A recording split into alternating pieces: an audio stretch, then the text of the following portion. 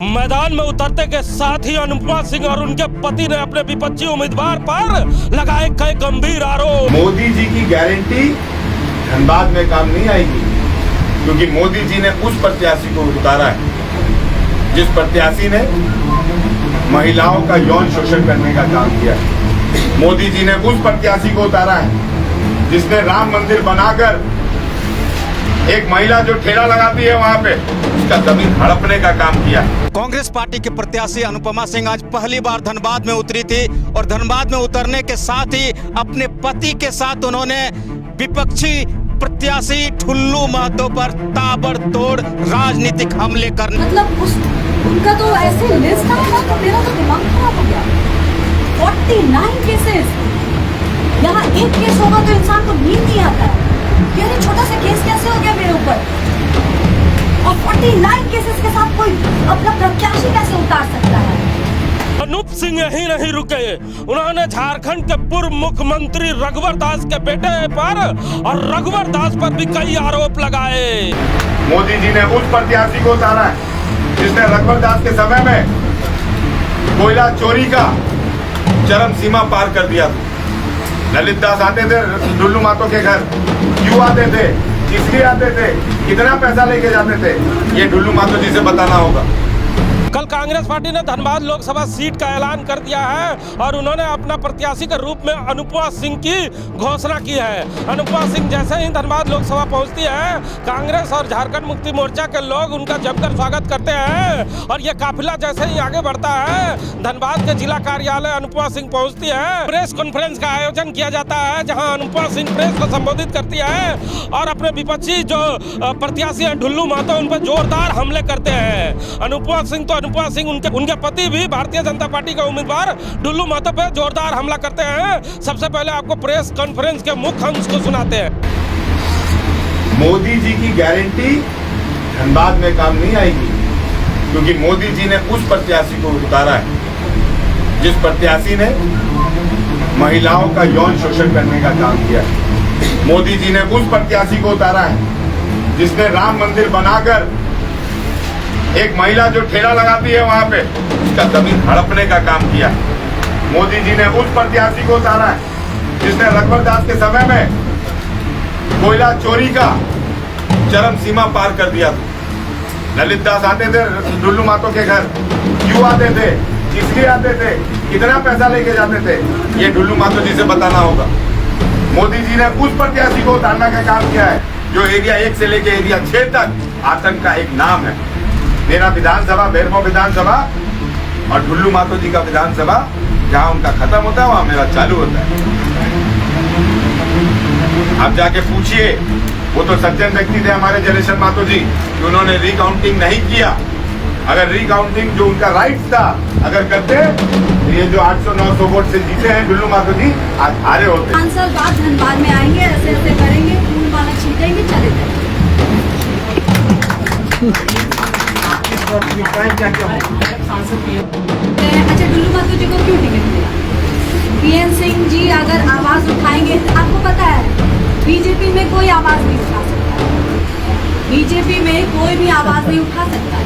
आज कांग्रेस पार्टी, आप लोग बोल रहे हैं कि आपको कैसे मिली, आज कांग्रेस पार्टी जनता के लिए सोचती है, ये नहीं देखती है कि कौन होना चाहिए, कोई क्रिमिनल है, कोई बहुत बड़ा, मतलब उनका तो ऐसे लिस्ट था ना, तो मेरा तो दिमाग खराब हो गया।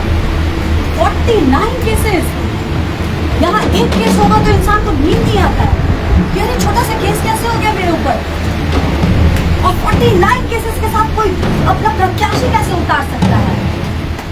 तो सुना ना आपने, जयमंगल सिंह और उनकी धर्मपत्नी ने जो आरोप लगाए हैं, इसका जवाब भारतीय जनता पार्टी क्या देगा ये तो आने वाला समय बताएगा। लेकिन हमारे साथ बात करने के लिए राम नारायण शर्मा है। शर्मा जी, प्रत्याशी ने जैसे ही पैर धनबाद लोकसभा में रखा और इतना आक्रामक बयान उनके द्वारा दिया गया और उनके पति के द्वारा किसी ने नहीं सोचा था। क्या लगता है ये कोई प्लान का हिस्सा है? बिल्कुल, मैंने कल ही आपको बताया था कि सह और मात का खेल तो अब शुरू होगा। और जैसे ही आप देखें कि आज प्रत्याशी धनबाद आती है और आने के साथ ही पति और पत्नी दोनों इतने जबरदस्त हमलावर नजर आए कि आपको लगा कि प्री प्लान के तहत ही शायद अब भारतीय जनता पार्टी के प्रत्याशी और भारतीय जनता पार्टी को कुछ न कुछ जवाब देने के लिए विवश होना पड़ेगा, क्योंकि खुद जो बेरमो के विधायक कुमार जयमंगल सिंह है और कांग्रेस पार्टी के धनबाद से प्रत्याशी अनुपमा सिंह है, उन्होंने कई बड़े गंभीर आरोप लगाए हैं और उनका जवाब भी उन्होंने इस प्रेस कॉन्फ्रेंस के माध्यम से भारतीय जनता पार्टी के प्रत्याशी से चाहा। यहाँ पे उन्होंने कई गंभीर आरोप लगाए, जैसे महिला उत्पीड़न का आरोप लगाया, जमीन लूट का लगाया, लेकिन एक जो आरोप उन्होंने बड़ा लगाया है, जो पूर्व मुख्यमंत्री रघुवर दास के बेटे पे आरोप लगाया कि वो उनके घर आया करते थे और क्या करने आया करते थे, कोयले की जो लूट थी उस पे उनका हिस्सा लेने आया करते थे। इसके कोई सबूत हमारे पास भी नहीं है, अब उनके पास क्या है मालूम नहीं, उन्होंने किस आधार पर यह आरोप लगाया वो बता सकते हैं। लेकिन ये जो बयान है ये धनबाद लोकसभा की राजनीति को गर्म कर देगा, क्योंकि ढुल्लू महतो लगातार कोयला चोरी के खिलाफ में बयान दे रहे हैं और जयमंगल सिंह ने उन्हीं पर कोयला चोरी का आरोप लगा दिया। बिल्कुल, आप देख रहे हैं कि जिस तरह के आरोप जयमंगल सिंह ने लगाए और उनकी पत्नी ने लगाए हैं, इसका सीधा सीधा जवाब तो आना ही चाहिए।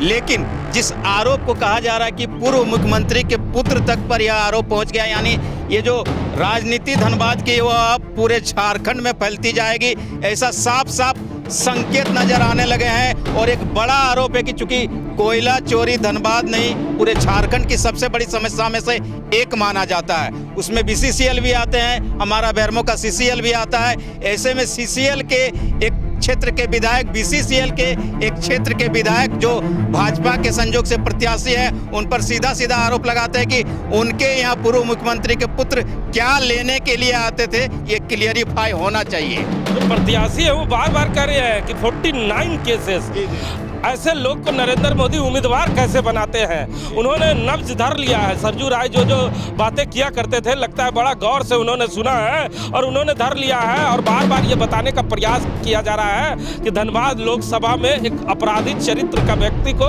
भारतीय जनता पार्टी ने उम्मीदवार बनाया है। जो बातें सरजू राय कहा करते थे, खुद प्रत्याशी भी जैसे ही उतरी यही बात मीडिया से पूछने लगती है कि आप बताइए क्या मुझसे अच्छा ढुल्लू महतो उम्मीदवार हो सकते हैं। नहीं, ये तो पूरी तरह एक तरह से कहे कि अटैकिंग मोड में आ गई है कांग्रेस पार्टी के प्रत्याशी और उनके पति, और साफ साफ लहजे में उन्होंने बता दिया है कि किसी भी मामले में मैं आपसे कमजोर नहीं रहने जा रही हूँ, चाहे राजनीति की बात करें, आरोप प्रत्यारोप की बात करें। और ऐसे में उन्होंने जितने बड़े बड़े आरोप लगाए हैं, 49 केसेस की बात की है, तो मुझे लगता है कि दूसरी तरफ से भी जरूर कुछ न कुछ जवाब आने ही वाला है हिमांशु जी, क्योंकि लगता है कि सिर्फ कांग्रेस पार्टी और एनडीए की बात नहीं है यहाँ पर, अब महागठबंधन और एनडीए की बात आएगी, तो जब महागठबंधन की बात आएगी तो कांग्रेस पार्टी को भी कुछ न कुछ हमला का जवाब देना पड़ेगा इस मामले में। सुना ना आपने, धनबाद का जो राजनीतिक तापमान है वो पूरी तरह से अनुपमा सिंह और उनके पति जयमंगल सिंह ने बढ़ा दिया है।